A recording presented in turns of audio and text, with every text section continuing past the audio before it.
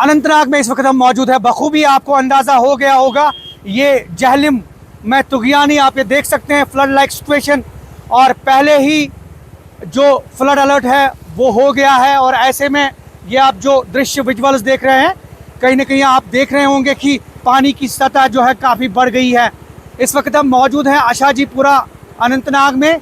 और ये जो पुराना आशाजीपुरा का पुल है, ये गुज़श्ता रात जो है ये ढह गया है, तबाह हो गया। हालांकि इस पर पानी की पीने के पानी की सप्लाई की पाइप थी, वो भी जो है वो मुतासिर हो गई है। वो आप देख सकते हैं विजुअल्स में, ये देखिए ये पुरानी पाइप जो हैं ये बिल्कुल तबाह हो गई है।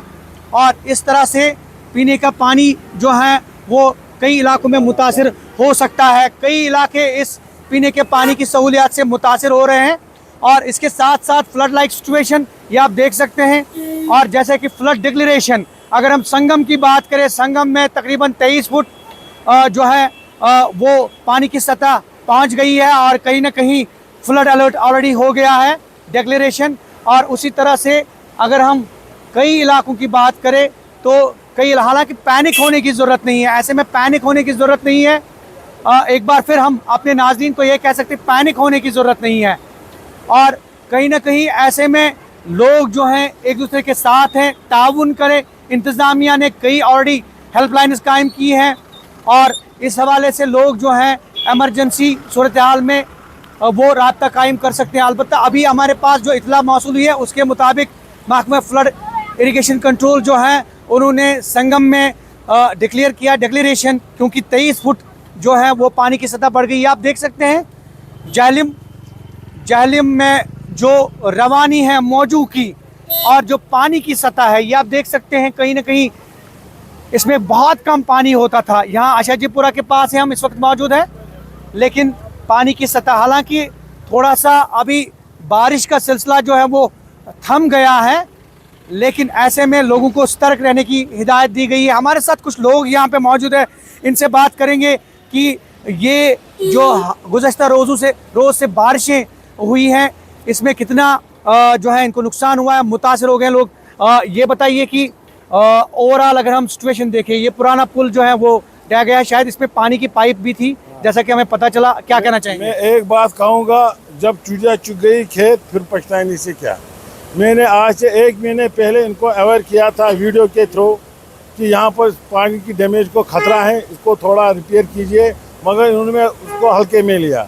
आप इस वक्त देख रहे हैं हमारा जो एरिया है पुल के इस पार, इसमें मोमिन आबाद आता है, डबरुना, आशाजीपुरा, रूहू, मंगाल, ये वाटर सब उन इलाकों तक जाती थी, क्योंकि अब तो ये हो गया है। अब मेरी एडमिनिस्ट्रेशन से गुजारिश रहेगी और हुकूमत से गुजारिश रहेगी कि जिस तरह पहले से ये वाटर सप्लाई बिछाई गई थी उसी तरीके से ये फिर उसको इंस्टॉल किया जाएगा।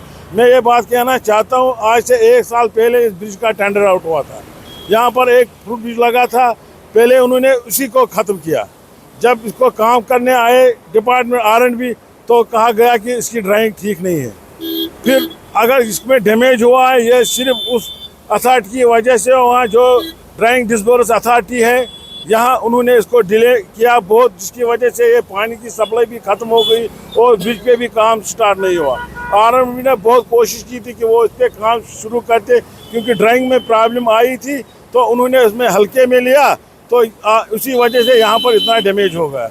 रात भर जिस तरह से बारिश हुई, शायद थोड़ा सा पानी की सतह लेवल थोड़ी कम हो गई है। कल 11-11:30 बजे में यहाँ पर था, वो जो शड है आप देख रहे हैं, वो शड लगभग वो 2 फुट खाली दिखाई दे रहा था। अल्लाह के करम से अब वाटर की सप्लाई थोड़ी कम हो गई है, तो जिस वजह से यहाँ पर चलने फिरने में आसानी हो रही है। अब मेरी गुजारिश रहेगी एडमिनिस्ट्रेशन से कि वार पुटिंग बेस से जो है वाटर सप्लाई इसको रेस्टोर किया जाए। यहाँ पर एक ऐसा एक्सीडेंट का इंसिडेंट भी हुआ है गांजीवाड़ा में, वो 2 बच्चे हमारे अपने अलग की जगह थे, वो बिजली के करंट से जाम बहक हो गए। मेरी गुजारिश रहेगी एडमिनिस्ट्रेशन से उनको भी इमदाद किया जाए और ऐसे वाक़ात न होने की भरपूर कोशिश की जाए। इस वक्त मैं आप हमारे साथ मौजूद है इस वक्त आशाजीपुरा ब्रिज पर। पहले भी मैंने इनको गुजारिश की थी, अगर ये 2 गार्डर इस पाइप में लगाते और ऊपर से वो लोहे की रस्सी होती है उसको वो इंस्टॉल करते तो वाटर डैमेज हमें सप्लाई नहीं होती, मगर इन्होंने उसको हल्के में लिया, जिसकी वजह से पूरा इलाका पानी की सप्लाई से महरूम होगा। आज यहाँ पर कम से कम 5-6 शादियाँ हैं इस एरिया में, तो उनको पानी की ज़रूरत है। मैं गुजारिश करना चाहता हूँ डीसी साहब से कि वो वाटर पुटिंग बेस पे यहाँ पर वाटर जो पानी के टैंकर्स हैं उनको अलॉट किया जाए, ताकि यहाँ के लोगों को तब तक सहूलियत मिले जब तक वाटर सप्लाई रेस्टोर नहीं होगी। बहुत बहुत शुक्रिया। और कहीं ना कहीं इनके मुताबिक जो है वाटर लेवल जो है वो डिक्रीज हो रही है आहिस्ता आहिस्ता, क्योंकि कुछ देर से जो बारिशों का सिलसिला जो है वो थम गया है। और यही वजह है कि जो पानी की सतह, जैसा उन्होंने कहा कि वो जो आप देख रहे हैं वो जो शेड है वो कहीं ना कहीं वो नज़र नहीं आ रहा था। और अब इनके मुताबिक जो है कि जो पानी की सतह है वो थोड़ा लेवल कम होना शुरू हो गई है, कहीं ना कहीं राहत। और ऐसे में थोड़ा सा मौसम चेंज होता हुआ नज़र आ रहा है, क्योंकि अभी बारिशों का सिलसिला जो है वो थम गया है। और यही वजह है कि अभी जो कहीं ना कहीं लोग राहत की सांस ले रहे हैं। आप ट्रैफिक देख रहे हैं, ट्रैफिक का जमे गफीर। और कुछ इलाकों में अगर हम अनंतनाग की बात करें, अनंतनाग कस्बे की बात करें, कई जगहों पे पानी आ गया है। और यही वजह है कि ये इलाके जो हैं वो मुतासिर हो गए हैं।